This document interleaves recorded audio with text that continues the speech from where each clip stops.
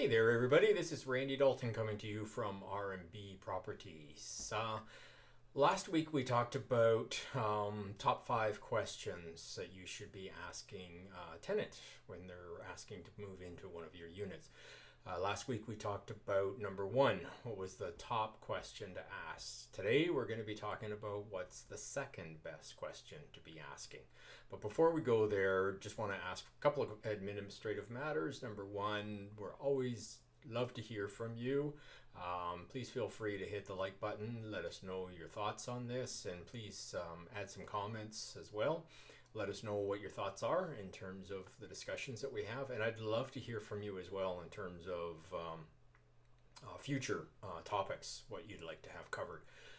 This is a weekly presentation video that I do, and we're talking about everything property management, everything real estate, from the investor's point of view. All right. And the other thing is please hit the subscribe button. Love to see more and more subscribers on this channel. Love to see that. So please hit the subscribe button and join our growing number of people that are watching this video every week. So I wanted to talk about the second best question. If you remember, last week we talked about the number 1 question being, what's your income? And we talked about the gross household income. So today, guess what? What's the second most important question? Now that we've got their income, now that we've been able to do a quick litmus test and confirm that this is someone that we're interested in potentially moving into one of our units, now we need to verify that income. So the big thing now is to ask for everything that you can get with regards to who they work for. We're asking for company name, we're asking for supervisor, we're asking for the office phone number, the supervisor cell number, so that we've got many means of being able to communicate with them. And the big thing that you want to think about here, and I tell you a quick story. This was back in the day when I was doing my own due diligence. I started R&B Properties, so I did everything and slowly hired individuals with better skill sets to do different aspects of things. So back in the day when I was doing my own due diligence, I needed to get a decision fairly quickly. I had someone that was interested in moving into one of our units, and I needed to basically get a decision made within a few days. I called the plant and asked to speak to the supervisor, and the supervisor wasn't around, wasn't available, wasn't going to be back for like a week. He was on vacation or something like that. So I basically explained to the person that I was talking to what I was interested in, and who can I speak with? And she said, well, the only person that I can connect you with is the plant manager. And I said, great. Connect me with the plant manager. So I got to talk to the plant manager. Appreciated him taking my call and giving me some time. I asked him about the employee, and he said, well, that individual used to work for us, but he hasn't worked for us in about 6 months. And it's like, oh, really? What? He's saying that he works for you now. And it's like, well, no, he doesn't work for us. I said, that's weird, because look, I've got a supervisor, right? And I gave him the supervisor's name. And he said, yeah, that's his father-in-law. The supervisor does work here, but that's his father-in-law. So guess what? Probably the father-in-law was going to lie on behalf of the kid to help him get tenancy. So ever since then, we've put a number of practices in place. Number 1, we don't call someone's cell phone. First thing we do, we Google the company, and we call the company. We call the company, and the first thing we do is we ask to speak to HR. We want to talk to HR. And what are we doing with HR? We're verifying that the individual works there, and we're verifying that the supervisor works there.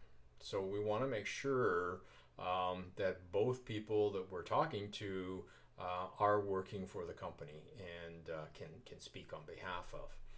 Once we've been able to verify that, then we ask HR to transfer us to the supervisor.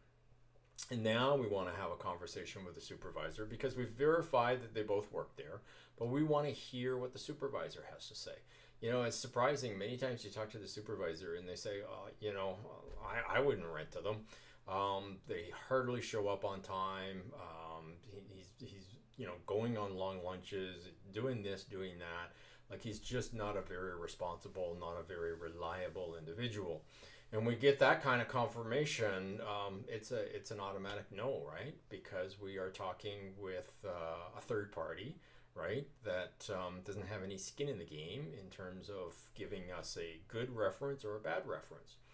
And of course, when we talk to the supervisor and we're able to verify that he's a good employee, does his thing, does great job, very conscientious, we hear all this kind of stuff. It's like, well, that makes us feel really good.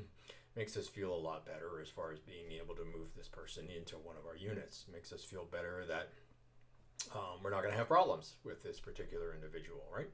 So yeah, that's kind of what we do. And now as part of the process, I forgot to mention, when we're talking to HR, we verify both parties work there. We're also verifying the income. So it's one thing to get that income information and be able to do that quick rent to income ratio as an acid test, yes or no. Now we need to verify that income is real. Now, what do you do when, this is great when somebody is working at a company. What do you do? Like, there's so many people now. They're contractors, they're subcontractors, they're self-employed. What do you do in this case? Because there's no company that you can call to be able to verify the income. Subcontractors, contractors, to some degree, you can do that, but self-employed and some subcontractors, contractors, you can't. So when we're not able to verify with a company, the first thing we do is we say, we need a copy of your notice of assessment, last year's notice of assessment. When we file with Revenue Canada and we say, here's the income that we made, here is our write-offs with respect to that income, here's the net income, here's my taxes, here's my check, right? The government, Revenue Canada, basically looks at all of that and they issue what's called a notice of assessment. You get one. You may not recall it, but you do get one. The notice of assessment basically has got everything you want on it. It has their income, at least the income that they're reporting to Revenue Canada, and it shows that they don't have any taxes due. So they're representing themselves properly with Revenue Canada. They're indicating the income, which hopefully is verified against what they said on the application. But you also know that they're paying their taxes on time, right? That's a important thing to make sure is happening. Now, what do you do when they don't have a notice of assessment? I've had it many times. I haven't filed my taxes in like 5 years. I'm way behind. What can I do? It basically comes down to file your taxes. Unfortunately, it takes time to file your taxes and get that notice of assessment. It's a month or two process, but think about it, I guess, in terms of, there are individuals out there that are cheating the system, that are not reporting their income. Do you want them working for you? Do you want them as a tenant? Right? They're already showing that they're cheating the system. They're already showing that they're not reporting to Revenue Canada the income that they're making. Do you want that person who's prepared to lie to Revenue Canada or misrepresent their income to Revenue Canada? Do you really want them as a tenant? My argument would be for R&B Properties, absolutely not. There are so many good tenants out there. We're talking about the few that aren't so good. We don't want to put them in. We don't want to put them into one of our units. We're looking for the good tenants that are out there that are going to, pay their rent on time for sure, but also take care of the place, right? Be respectful to our staff. They may have issues. They may have problems. Call us and talk to us. We're here and ready to do what we can to fix it. We don't like tenants that are calling, yelling, and screaming at all the staff. We don't like tenants that are creating problems and causing problems, right? So, anyways, That is the second most important question. So think about it. Question number one, you want to find out what the gross household income is and do that rent to income ratio.